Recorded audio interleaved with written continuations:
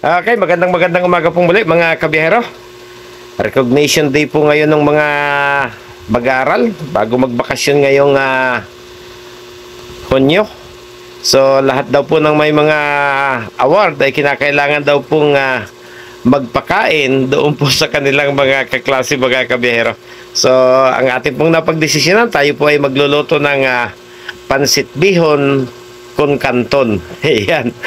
Ayan po yung ating bihon. Ayan po yung ating kanton. Inihanda na po natin yung ating mga gagamitin. May longganisa chino, may sibuyas, bawang, carrots, paminta, seasoning. Mayroon po tayong kaunting hipon at liempo.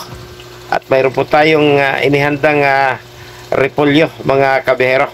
So ito po yung ating napagdesisyon ng lutuin dahil marami naman po yung magdadalang natukahan ng pangpamerienda sa kanilang mga kaklase, mga kabiyahero.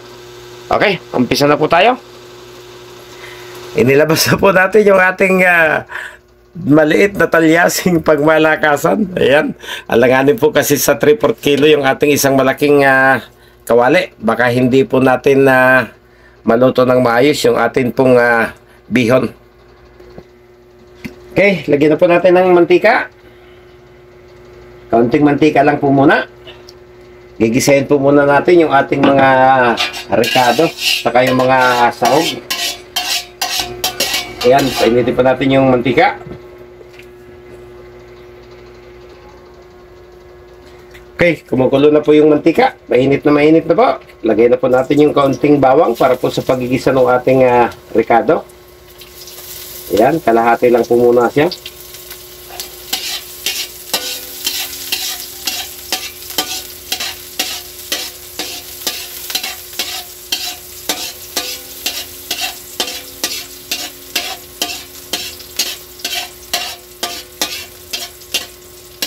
Ayun. Ilagay po natin yung ating carrots dahil medyo matagal-tagal po itong maluto kaysa sa repolyo.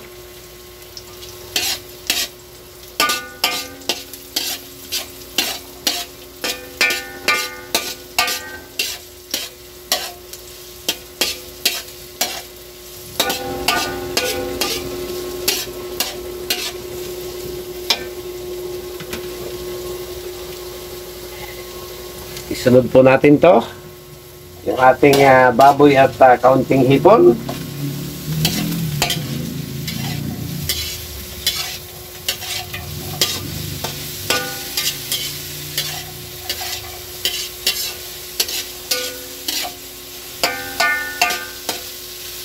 Nakita po kasi natin sa GC ng mga bata, may kanya-kanya na pong nag-post na may magdadala ng soft drinks, may magdadala ng kung ano-ano. So, hindi po natin nakita na may magdadala ng pansit. Kung kaya napagdesisyonan po natin na pansit naman po yung ating ihanda para sa ambag ni Gabs. Lagyan po natin ng kaunting paminta powder.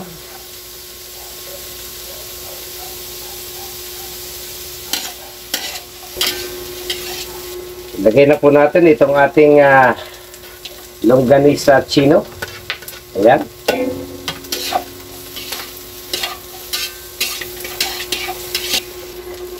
At ilagay na rin po natin ang ating repolyo. Ayan. Maraming repolyo. Lagyan po natin ng kaunting asin.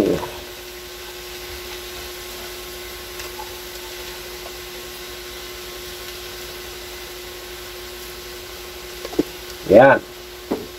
Pagkatapos, lagyan po natin ng seasoning. Ayun.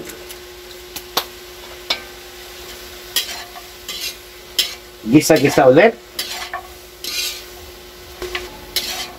Okay, medyo luto na po yung ating gulay. Ang sunod po natin gagawin, tanggalin po natin sa kanyang pinaglutuan. Ilagay po muna natin sa isang lalagyan.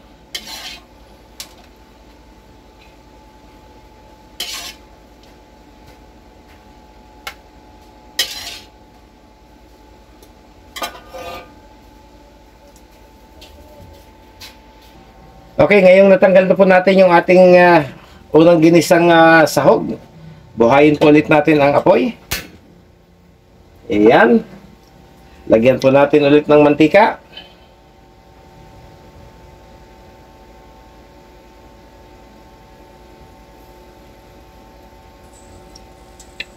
Ayan. Dito ka muna. Okay, mainit na po ulit yung ating mantika. Ilagay na po natin yung ating natirang bawang, yung natirang sibuyas. Ayan. Ulit po nating gisahin.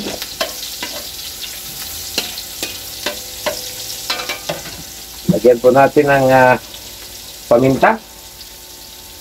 Ayan, itudo na po natin. Ayan.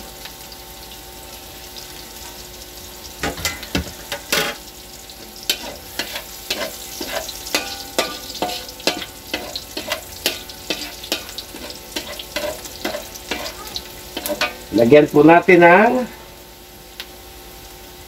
ilang bahagi ng pong ating ginisang ricado.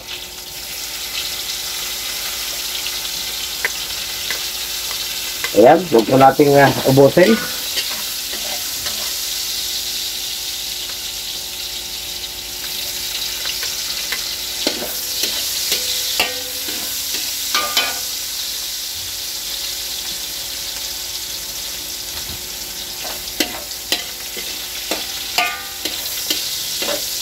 Okay, mag-alas 10:30 na po. Alas 12 po yung usapan na magtutungo sa school yung bata.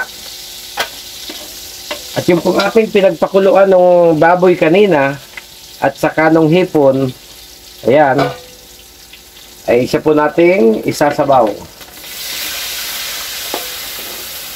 Ayan. So, ang tubig, tatantuhin po natin doon po sa dami ng ating lulutuin. Ayan.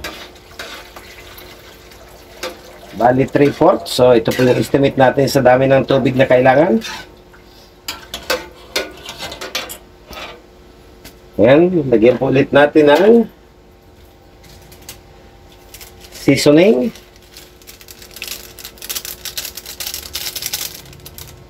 Ayan. Lagyan po natin ng soy sauce. So tayo na po yung magtansya kung gaano po kaalat yung gusto natin.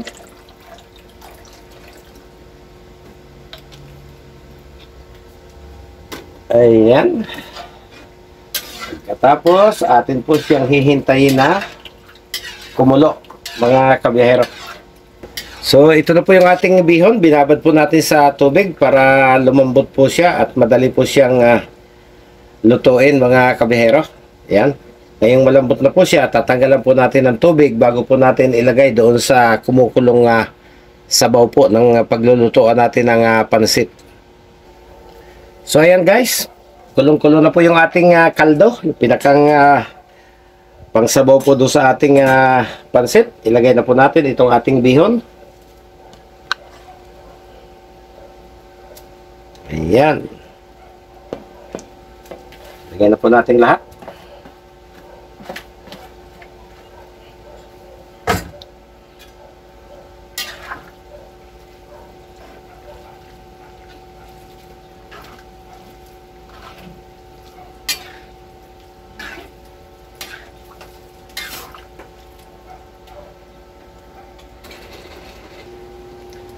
Okay, sa tingin ko po, pwede natin isabay itong ating pansit canton para magkaroon naman po ng ibang design. Ayan. Ihalo po natin.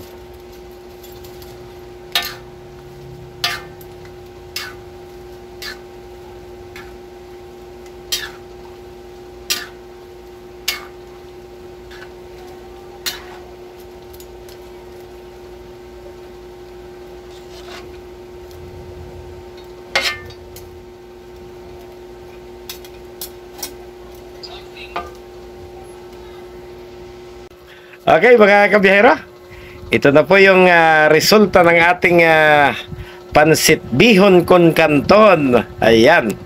So si Gabriel po ay isa sa natukahan na magdala ng kanyang kontribusyon na pagkain para po sa kanilang mga classmates ngayong araw